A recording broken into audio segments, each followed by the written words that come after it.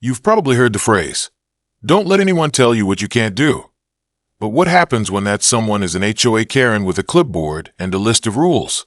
That's exactly what happened to me when Margaret, the HOA enforcer, decided to stop me from building a garden in my own backyard. Instead of backing down, I turned the situation around and created something far beyond her wildest expectations, a full-fledged farm. It all began when I moved into my new home.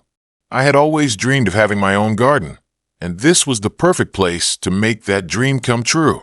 My house came with a small but beautiful backyard, just enough space for a garden where I could grow vegetables, herbs, and flowers.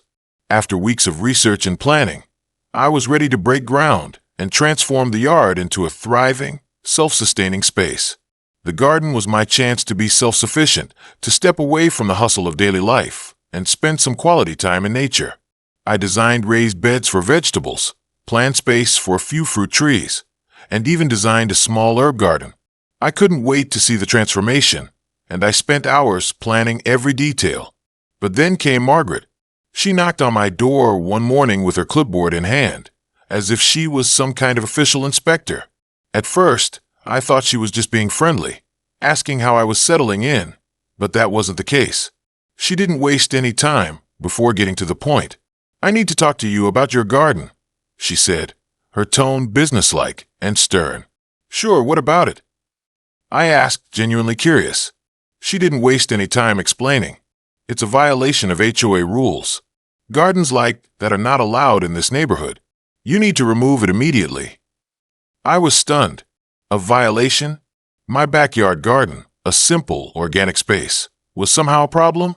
There was no way I was going to let her stop me from having something that I'd worked so hard to create. I tried to reason with her. "Margaret, it's just a small garden in my backyard," I said. "It's not bothering anyone, and it's not even visible from a street." But Margaret wasn't having it. "It doesn't matter. It goes against the HOA guidelines. The aesthetic of this neighborhood must be maintained, and your garden doesn't fit the image. If you don't remove it, I'll report it to the HOA, and they'll fine you." I stood there for a moment, my mind racing. I couldn't believe this was happening. I had always thought of gardens as something peaceful, beneficial, and positive. Yet here I was, faced with a situation where someone was trying to take away something that would have been good for me and the environment. It didn't make sense. But instead of feeling defeated, something inside me shifted. I wasn't about to let her win. If Margaret thought she could dictate what I did with my own property, she was mistaken. Instead of taking down the garden, I decided to go big. I wasn't just going to have a garden. I was going to create a full-fledged farm. I didn't need to be told how to use my own land. If Margaret and the HOA didn't want me to have a garden, then I would turn the situation on its head and build a working farm that no one could complain about. I started planning, researching, and budgeting for what would become one of the most grandiose projects I had ever undertaken. I wasn't going to settle for a small vegetable patch. I was going to build something that was professional, functional, and legally beyond reproach. I contacted a contractor and explained what I had in mind: a fully functional farm with vegetable beds, fruit trees, herb gardens, and even a chicken coop. I wanted to create a space that was both sustainable and aesthetic, something that would actually enhance the neighborhood, not detract from it. The idea was simple. If I can't have a garden, I'll build a farm, and a farm that would impress the HOA, Margaret, and anyone else who dared question my space. Within weeks, the transformation started. The garden beds became rows of vegetables, and the fruit trees I had envisioned began to take root. But I didn't stop there. I installed a greenhouse for the colder months, so I could continue to grow even when the weather changed. I added a chicken coop and a compost area, and I even started planning for beekeeping to pollinate the flowers. The farm was slowly becoming a reality, and every time I walked past it, I felt a sense of pride and accomplishment. It was no longer just a garden, it was a farm.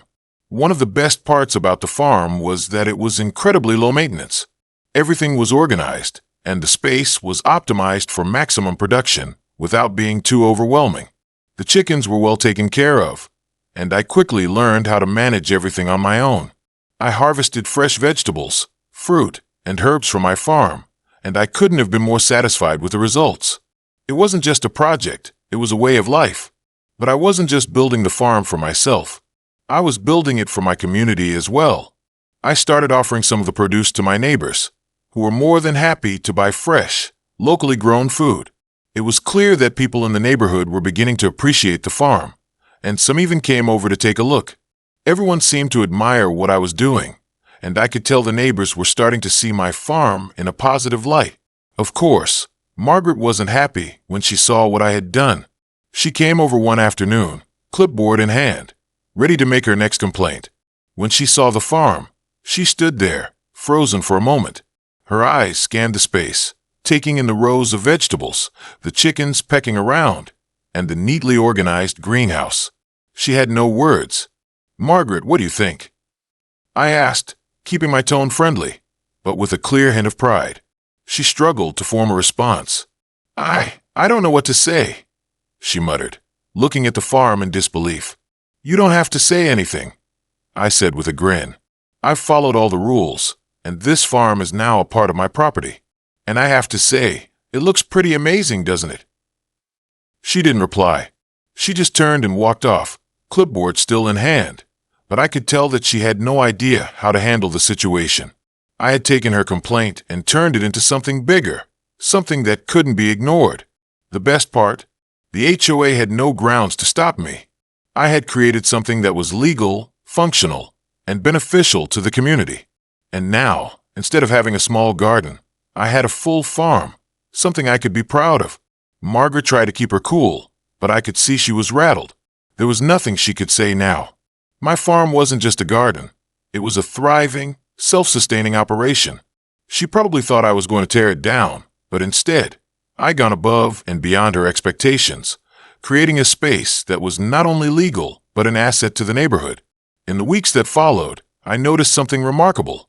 The neighborhood had shifted. People who once seemed uninterested started stopping by, asking questions about how I grew certain vegetables or where they could get some of the produce. It was clear that my farm wasn't just something I'd built for myself. It had become a source of community pride.